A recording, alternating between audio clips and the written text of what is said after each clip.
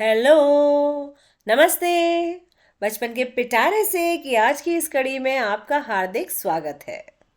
और आज मैं आपके लिए एक ऐसी कहानी लाई हूँ जो मेरे दिल के बहुत करीब है। इस कहानी का नाम है दो कलाकार और इसे लिखा है हिंदी साहित्य जगत की मशहूर लेखिका मनु भंडारी जी ने। बहुत साल पहले जब मैं स्कूल में पढ़ती थी तब मैंने इस कहानी को पहली बार पढ़ा था।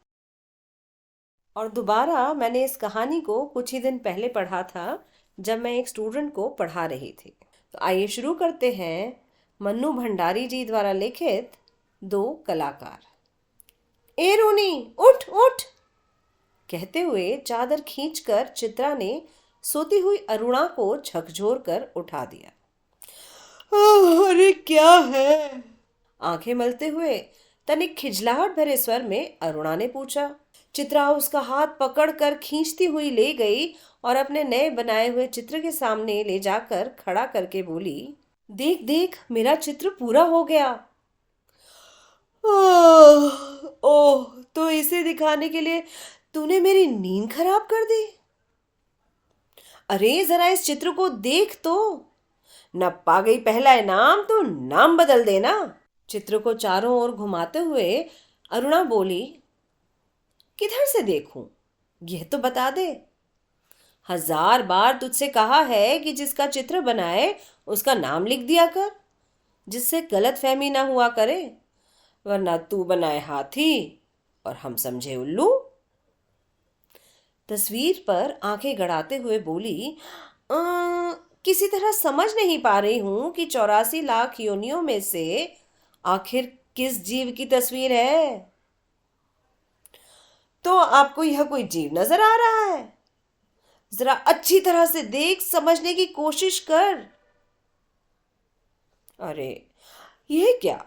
इसमें तो सड़क, आदमी, ट्राम, बस, मोटर, मकान सब एक दूसरे पर चढ़े जा रहे हैं, मानो सबकी खिचड़ी पकाकर रख दी हो।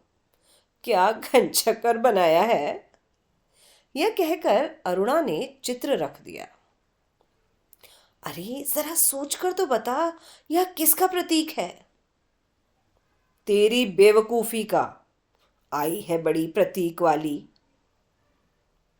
अरे जनाब, यह चित्र आज की दुनिया में कंफ्यूजन का प्रतीक है, समझी?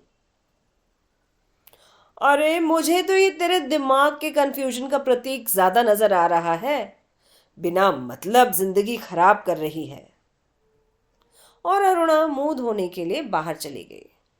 लौटी तो देखा 3-4 बच्चे उसके कमरे के दरवाजे पर खड़े उसकी प्रतीक्षा कर रहे हैं। आते ही बोली, अरे आ गए बच्चों, चलो मैं अभी आई। ये क्या बंदर पाल रखे हैं तूने?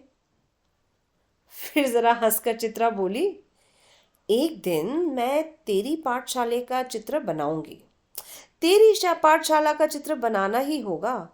लोगों को दिखाया करेंगे कि हमारी एक मित्र साहिबा थी जो बस्ती के चौकीदारों, नौकरों और चपरासियों के बच्चों को पढ़ा पढ़ा कर ही अपने को भारी पंडिताइन और समाज सेविका समझती थी। 4 बजते ही कॉलेज की सारी लड़कियां घर लौट आईं, पर अरुणा नहीं लौटी। चित्रा चाय के लिए उसकी प्रतीक्षा कर रही थी। पता नहीं कहाँ कहाँ भटकती रह जाती है, बस इसके लिए पीछे बैठे ही रहो। अरे क्या बड़बड़ कर रही है? ले मैं आ गई, चल बना चाय, मिलकर ही पियेंगे। तेरे मनोज की चिट्ठी आई है। अरुणा लिफाफा फाड़कर पत्र पढ़ने लगी। जब उसका पत्र समाप्त हो गया तो चाय पीते पीते चित्रा बोली, आज पिताजी का भी पत्र आया है। लिखा है जैसे ही यहाँ कोर्स समाप्त हो जाए मैं विदेश जा सकती हूँ। मैं जानती ही थी पिताजी कभी मना नहीं करेंगे। हाँ भाई, धनी पिता की इकलौती बिटिया जो ठहरी, तेरी इच्छा कभी टल सकती है? पर सच कहती हूँ, मुझे तो सारी कला इतनी निरर्थक लगती है कि इतनी बेमतलब लगती है कि बता नहीं सकती। किस काम की ऐसी कला जो आदमी को आदमी ना रहने दे? अरुणा आवेश में बोली। तो तू मुझे आदमी नहीं समझती क्यों? तुझे दुनिया से कोई मतलब नहीं, दूसरों से कोई मतलब नहीं, बस 24 घंटे अपनी रंग और तुलिकाओं में डूबी रहती है। दुनिया में कितनी बड़ी घटना घट जाए, पर यदि उसमें तेरे चित्र के लिए आइडिया नहीं है तो तेरे लिए है वह घटना का कोई महत्व नहीं है ना? हर घड़ी, हर जगह और हर चीज में तू अपने चित्रों के लिए मॉडल खोजा करती है। कागज पर इन निर्जीव चित्रों को बनाने की बजाय 2-4 की जिंदगी क्यों नहीं बना देती? तेरे पास तो सामर्थ्य है, साधन है। वह काम तो मैंने तेरे लिए छोड़ दिया है। मैं चली जाऊंगी तो जल्दी से सारी दुनिया का कल्याण करने के लिए झंडा लेकर निकल पड़ना। और ये कहकर चित्रा हंस पड़ी। 3 दिन से मूसलाधार बारिश हो रही थी। रोज अखबारों में बाढ़ की खबरें आती थी। बाढ़ पीड़ितों की दशा बिगड़ती ही जा रही थी और वर्षा थी कि थमने का नाम न लेती थी। अरुणा सारा दिन चंदा इकट्ठा करने में व्यस्त रहती। एक दिन आखिर चित्रा ने कह ही दिया, तेरे इम्तिहान सर पर आ रहे हैं, कुछ पढ़ती लिखती है नहीं, सारा दिन बस भटकती रहती है। माता पिता क्या सोचेंगे कि इतना पैसा बेकार ही पानी में बहाया। आज शाम को स्वयं सेवकों का एक दल जा रहा है। प्रिंसिपल से अनुमति ले ली है मैंने। मैं भी उनके साथ जा रही हूं। चित्रा की बात को बिना सुने उसने कहा।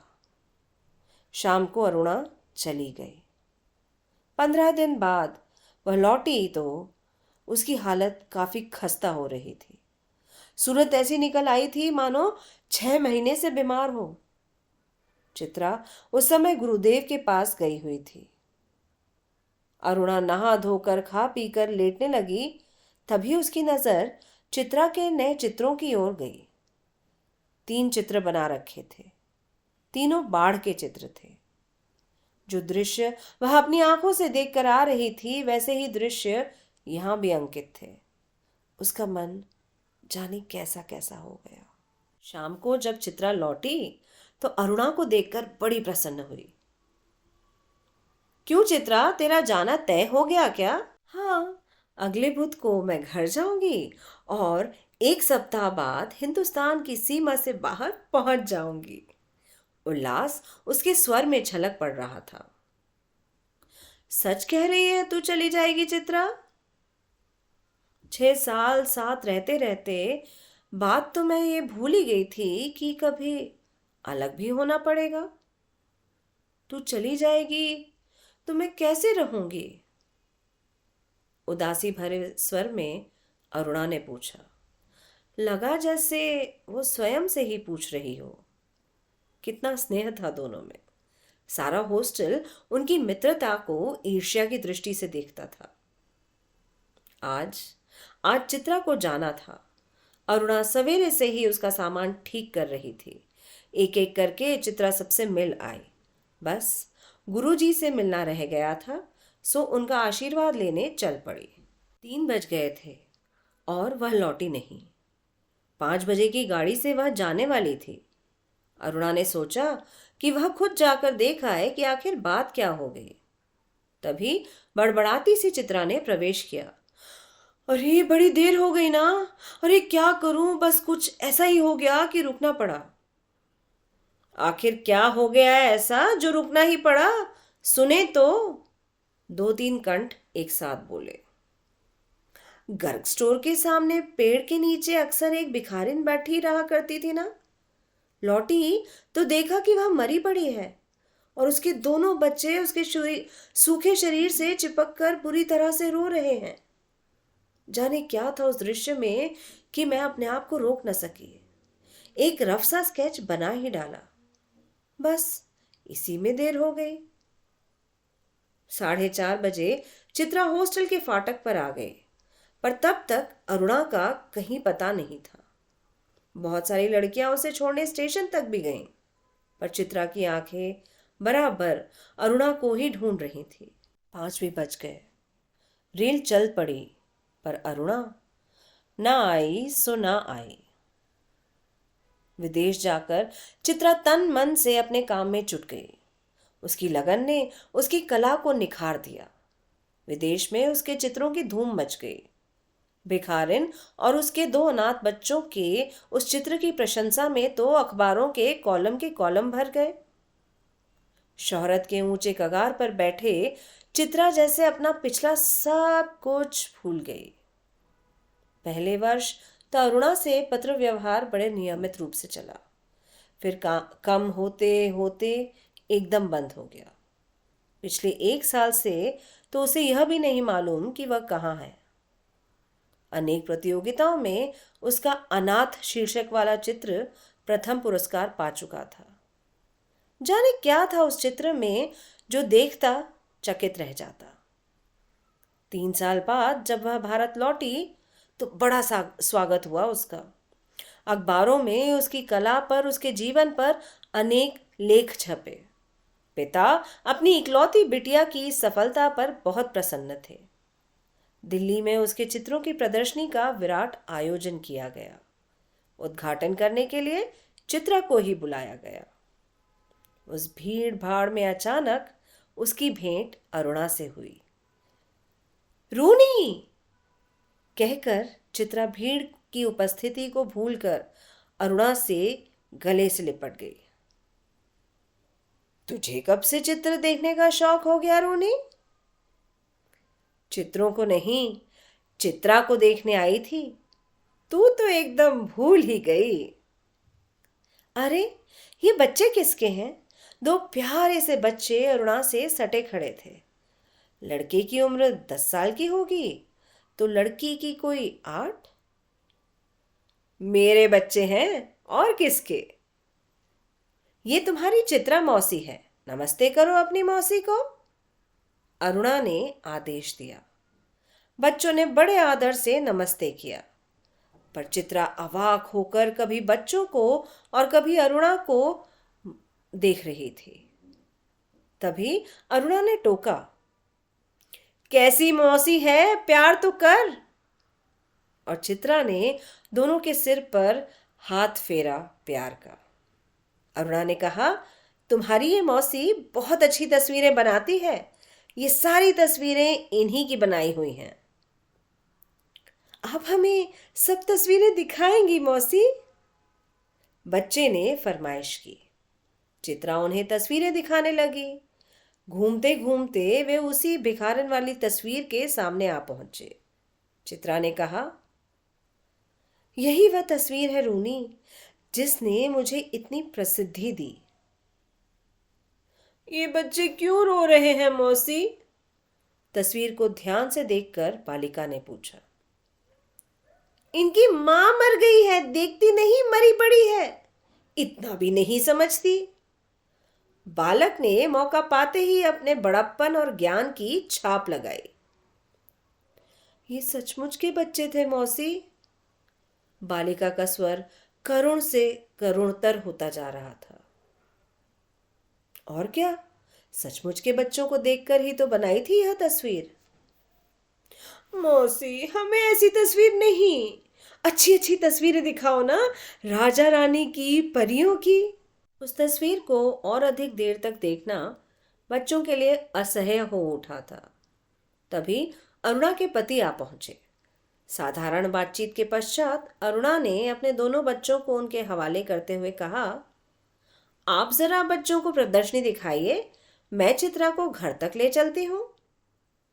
बच्चे इच्छा ना रहते हुए भी पिता के साथ विदा हो गए। चित्रा को दोनों बच्चे बड़े ही प्यारे लगे। वह उन्हें देखती ही रही। जैसे ही वे आंखों से ओझल हुए, उसने पूछा, सच सच बता रूनी, ये प्यारे प्यारे बच्चे किसके हैं? कहा तो मेरे, अरुणा ने हंसते हुए कहा। अरे बता ना, मुझे ही बेवकूफ बनाने चली है। एक क्षण रुककर अरुणा ने कहा, बता दूं? और फिर उस भिखारन वाले चित्र को के दोनों बच्चों पर उंगली रखकर उसने कहा, ये ही वे दोनों बच्चे हैं। क्या? चित्रा की आंखें विस्मय से फैली रह गईं। क्या सोच रही है चित्रा? मैं सोच रही थी कि आ, पर शब्द शायद उसके विचारों में खो गए। थी नहीं ये बहुत सुंदर कहानी? इसे मैंने हाल ही में स्पेक्ट्रम द अवेयरनेस प्रोजेक्ट के फेसबुक लाइव मंच पर सुनाया था। इस कहानी को जब भी पढ़ती हूँ ना, एक अलग एहसास होता है। आपको ये कहानी सुनकर कैसा महसूस हुआ? किस चीज़ का एहसास हुआ? कमेंट्स में मुझे बताइएगा ज़रूर। आपकी कमेंट्स का मुझे इंतज़ार रहता है। और आप कमेंट्स कर सकते हैं एप्पल पॉडकास्ट पे, आईट्यून्स पे, जहां आप बचपन के पिटारे से को सुन रहे हैं। और आप यूट्यूब के चैनल पर भी कमेंट्स कर सकते हैं। इसी तरह की और कहानियां सुनने के लिए सुनते रहिए बचपन के पिटारे से। और आज की इस कड़ी में इतना ही। अगली कड़ी में आपसे जल्द मुलाकात होगी। तब तक स्वस्थ रहें, मस्त रहें, खूब खूब खुश रहें। अपना बहुत ध्यान रखें। इसी के साथ मैं दीपा आज आपसे विदा लेती हूँ। धन्यवाद। आपका दिन शुभ हो।